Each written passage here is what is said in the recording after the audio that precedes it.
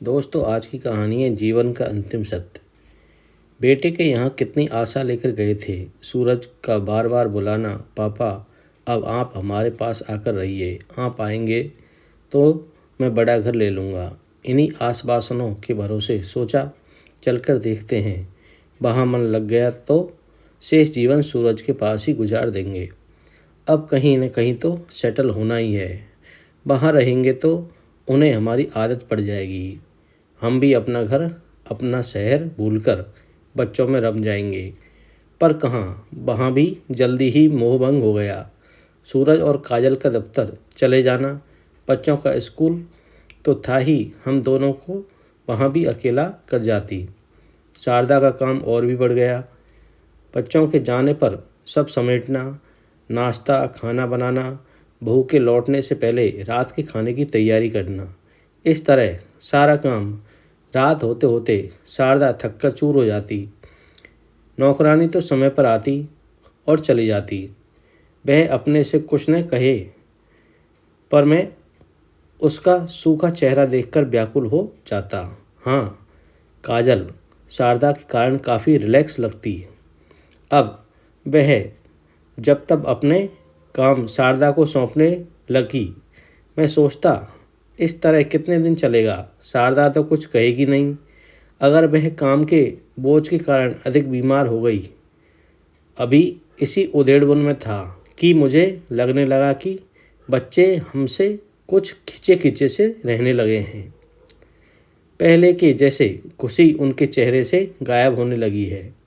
मीनू और शुभम भी अब पहले की तरह स्कूल से आकर दादा दादी करके लिपटते चिपटते नहीं हैं। क्या हो गया है इन्हें? कहीं हम बोझ तो नहीं बन रहे हैं? सामने तो कोई कुछ भी नहीं कहता, परंतु कुछ बातें कहने से ज़्यादा समझी जाती हैं। यही मैं अनुभव कर रहा था। जल्दी ही बच्चों की उदासीनता का कारण पता चल गया। एक दिन सूरज को फ़ोन पर बात करते सुना।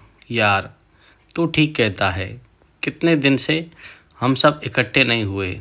जब से मम्मी पापा आए हैं तब से कहाँ मिल सके।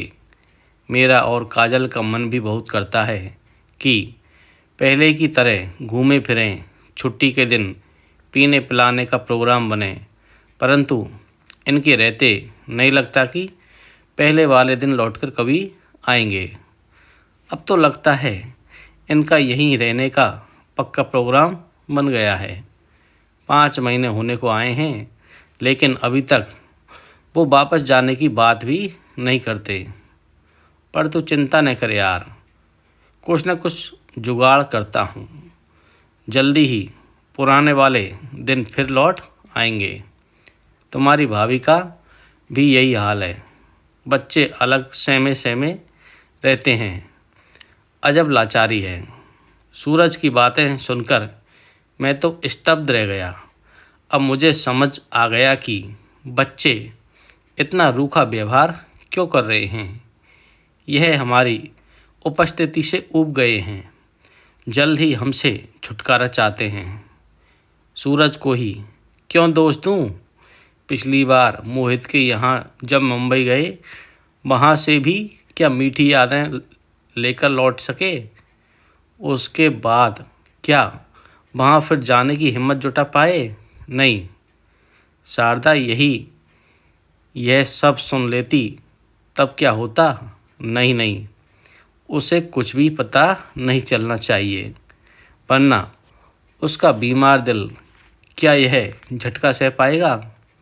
हम दोनों कितने प्यार और विश्वास से यहाँ आए थे, भविष्य की सुखद कल्पनाओं के साथ। खैर, सपने तो सपने होते हैं। अब जल्द से जल्द लौटने का रिजर्वेशन करना होगा। अब यहाँ से मन उचट गया है। इस तरह अनिश्चित भविष्य को लिए हम कोलकाता लौट आए, बिना बच्चों को यह अनुभव कराए कि हम तुमसे नाराज़ हैं। दिन बीतते जा रहे थे। शारदा तो घर गृहस्थी के कार्यों में व्यस्त रहने लगी। उधर मेरी चिंता बढ़ती जा रही थी। अब आगे क्या? पड़ोसी लाख अच्छे हैं, उनकी भी तो सीमाएं हैं। उम्र हमें अब जवान तो नहीं बना सकती। बुढ़ापे की तरफ नित्य ही कदम बढ़ते जा रहे हैं। हम दोनों हमेशा तो साथ नहीं रह सकते। एक न एक दिन तो इस दुनिया से हमको जाना ही पड़ेगा। तब यही प्रश्न मुझे अंदर अंदर तोड़ रहा था कि एक दिन बरसों बाद मेरे बचपन के साथी धीरज का फ़ोन आया कि वह एक शादी में पत्नी सहित कोलकाता आ रहा है। वह हमारे पास ही रुकना चाहता है। ये सुनकर मेरा मन खुशी से भर गया। शारदा भी बहुत प्रसन्न हुई। हम दोनों ही उनके स्वागत की तैयारियों में लग गए। धीरज मेरे बचपन का दोस्त, मेरा लंगोटिया यार, गलियों में गिल्ली डंडा खेलना, पतंग उड़ाना, साथ साथ पढ़ना, एक दूसरे के घर में खाना खाना हमारा नित्य का काम था। अब तो बरसों हो गए हैं उससे मिले। उसे रिटायर हुए भी कई वर्ष बीत गए हैं। उसे लेने हम दोनों स्टेशन गए। 5 दिन का उसका कोलकाता प्रवास बहुत ही व्यस्त रहा। खूब बातें हुई, एक दूसरे से निजी बातें भी शेयर की। आजकल कहाँ रह रहे हो पूछने पर उसने जो कुछ बताया वह मेरे भविष्य के निर्णय के लिए विचारणीय प्रश्न बन गया। उसने मुझे बताया कि मैंने अपना घर बेचकर पंजाब के एक वृद्धाश्रम में घर खरीद लिया है। उसके एक साथी भी पहले से वहाँ रहते थे। उनकी मजबूरी यह थी कि 4 बेटों के रहते हुए बेटों के पास माँ बाप के लिए न समय था न प्यार। उन्होंने ही उसे आश्रम में रहने को प्रेरित किया। उसने बताया, यार बड़ा विराट और भव्य आश्रम है जो कई एकड़ में फैला है। अनेकों वृद्ध दंपत्ति वहाँ शानदार तरीके से अपना जीवन व्यतीत कर रहे हैं। ऐसा भी नहीं है कि सब अपने बच्चों से तिरस्कृत ही हो। कुछ लोग तो परिस्थितिवश बच्चों की सहमति से वहाँ रह रहे हैं। समय समय पर उनके बच्चे भी वहाँ आते रहते हैं। वे भी बाहर आ जा सकते हैं। किसी प्रकार की कोई बंदिश नहीं है। बेटी की मृत्यु के बाद हमें तो इसी आश्रम ने संभाला, वरना हम तो बिल्कुल अकेले पड़ गए थे। आश्रम क्या है, एक वृद्ध परिवार है जहाँ सब अपनी अपनी संस्कृति एवं आस्था के साथ रहते हैं। जाति धर्म का कोई बंधन नहीं है। धीरज सब बताते हुए काफ़ी भावुक हो गया। मुझे भी भविष्य की राह दिखाई देने लगी। मैंने उससे सब विस्तार में जानना चाहा। उसने बताया, आश्रम में 1 एवं 2 कमरों की कॉटेज बनी है। आप अपने हिसाब से कॉटेज खरीद लो। खाना सामूहिक रसोई में बनता है। चाहे तो अपनी रसोई में बना लो या सामूहिक रसोई में खा लो। उसका दाम हर व्यक्ति के हिसाब से अलग देना होगा। यदि वहाँ की कॉटेज अगर पसंद नहीं है तो ज़मीन आश्रम से खरीदकर अपनी पसंद का घर बनवा लो। मैंने तो अपना घर बेचकर 2 कमरे बनवा लिए हैं। बचा पैसा भविष्य के लिए बैंक में डाल दिया है। पेंशन तो है ही। हम तो वहाँ बहुत प्रसन्न और सुरक्षित हैं। हाँ, एक बात है, आप दोनों के बाद आपका घर आश्रम की संपत्ति होगा। आपका अधिकार केवल आपके जीवन काल में ही होगा। बीमार पड़ने पर वहाँ पर एक छोटा सा अस्पताल भी है। ज़रूरत पड़ने पर बड़े अस्पताल ले जाने की भी व्यवस्था है। मुझे तो भाई बहुत अच्छा लग रहा है। तुम जब वहाँ आओगे तब सब अपनी आँखों से स्वयं देख लेना। तुम्हारा मन प्रसन्न न हो जाए तो कहना। अपने मन की बातें धीरज के साथ साझा करने में मुझे जरा भी संकोच नहीं हुआ। उसने मुझे यही सलाह दी कि हम दोनों को भी वहीं आकर रहना चाहिए। इसमें बच्चों का भी कोई दोष नहीं है। आजकल की दिनचर्या ही ऐसी बन गई है कि माता पिता के लिए उनकी गृहस्थी में कम ही स्थान निकल पाता है। फिर वहाँ रहकर तुम बच्चों से अलग कहाँ रहोगे।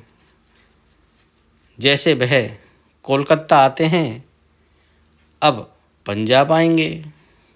तुम भी उनके पास जब चाहो जाकर रहो। आश्रम के द्वार सदा तुम्हारे लिए खुले हैं। फिर हम दोनों तो हैं ही। उसकी बातों से मैं काफ़ी आश्वस्त हो गया। अब बस शारदा से बात करके भविष्य की राह निश्चित करनी थी। मेरे मन में दृढ़ निश्चय आकर लेने लगा। धीरज के जाने के बाद मैंने सब बातें शारदा को बताई। इसी संदर्भ में मुझे दिल्ली में घटी घटना से भी उसे अवगत कराना पड़ा। सुनकर वह स्तब्ध रह गई, लेकिन उसने धैर्य दिखाते हुए सोचने का समय मांगा। 2 दिन बाद उसने मेरे निर्णय से सहमति जताई। मुझे लगता है कि वह खुद भी बच्चों के प्यार से दुखी थी। मुझसे उसने कभी परेशानियां शेयर नहीं की। अगर एक बार बच्चों से पूछ लेते, उसने दबी आवाज़ में प्रस्ताव रखा, जिसे मैंने दृढ़ता से ठुकरा दिया। हम सब व्यवस्था करके दोनों बच्चों को सूचित भर करेंगे। मेरा निश्चय अटल है। मकान बेचने के लिए मैंने एक प्रॉपर्टी डीलर से बात कर ली।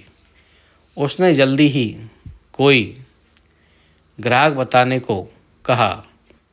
इस बीच हम पंजाब जाकर आश्रम की सारी व्यवस्था स्वयं देख आए। वहाँ सब बहुत ही व्यवस्थित था, बल्कि उसके बताए हुए से भी कहीं अधिक। 2 कमरों की एक कॉटेज शारदा को पसंद आई। आश्रम से लौटकर सूरज और मोहित को फ़ोन पर सब बातें विस्तार से बता दी। प्रतिक्रिया तो होनी ही थी, वह हुई भी। दोनों ही परेशान लगे। उन्होंने अपने निर्णय पर पुनर्विचार करने का अनुरोध किया, लेकिन मैं बार बार अतीत के कटु अनुभवों को दोहराने को तैयार नहीं था। शारदा भी एक बार तो बच्चों के आग्रह से विचलित लगी। इस बात की क्या गारंटी थी कि भविष्य में फिर से वह सब नहीं दोहराया जाएगा। भविष्य में तो हम दोनों को अधिक आसक्त ही होंगे।